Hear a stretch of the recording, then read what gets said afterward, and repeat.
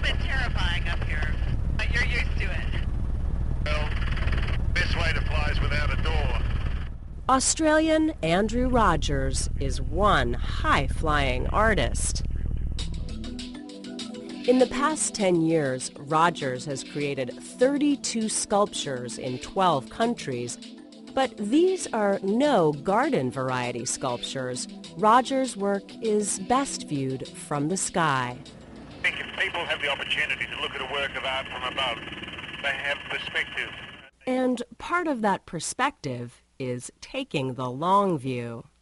They should be there for 100 to 200 years. I have a view of history and time that's very long. So really they're only a moment in time, and they're not really large structures either. They're only a speck in space. They're not large.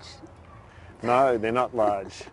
When you think about these being viewed as they are and photographed from a satellite 300 miles up in the air, they're not large structures. They're minor. Rogers takes indigenous, ancient, and historical symbols and then translates them into massive stone structures, which he photographs from the air. A horse adorns a hillside in Turkey. In Chile, an alligator, and in Nepal, a labyrinth. Deserts and mountain regions are very vast canvases.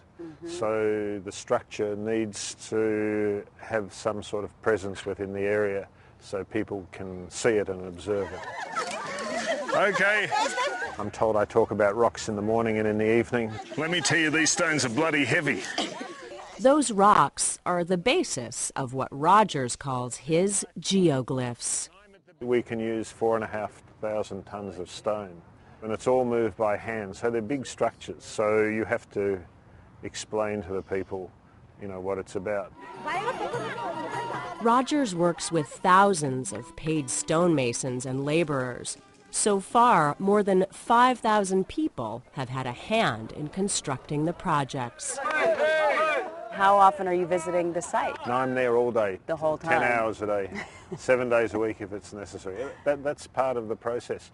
And the challenge really is always on the site. Every site has its own difficulties. In Bolivia, before work could even begin, the site had to be blessed by the local shaman. And Rogers himself is blessed with deep pockets. Who pays for these projects? These projects are privately funded. We've had individuals and corporates. We used to have plaques with names. Now it's done anonymously. And they cost a lot. They cost a reasonable amount of money, yes. Can you give me a range? No. Not a range? Not even a range. Rogers gives his work to the communities in which he's built them. I don't think art should ever have an owner. It's about an idea, and I think when people come to understand an idea, they own it. An altogether different perspective on art.